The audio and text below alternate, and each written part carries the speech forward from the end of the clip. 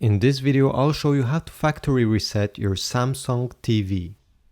If you're watching this video, I expect you to have a problem with your TV. I'll show with you a quick solution before trying to factory reset your TV. This won't erase anything.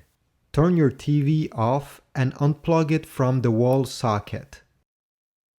Now, depending on the model you have, you may have a power button on the back or one on the front under the TV. If you don't find one, don't worry, just skip this step. But if you found one, keep it pressed during 30 seconds. Then you have to wait a full minute.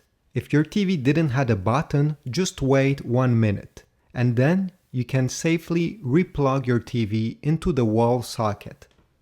If this didn't work, I'll show you a few methods that you can factory reset your TV.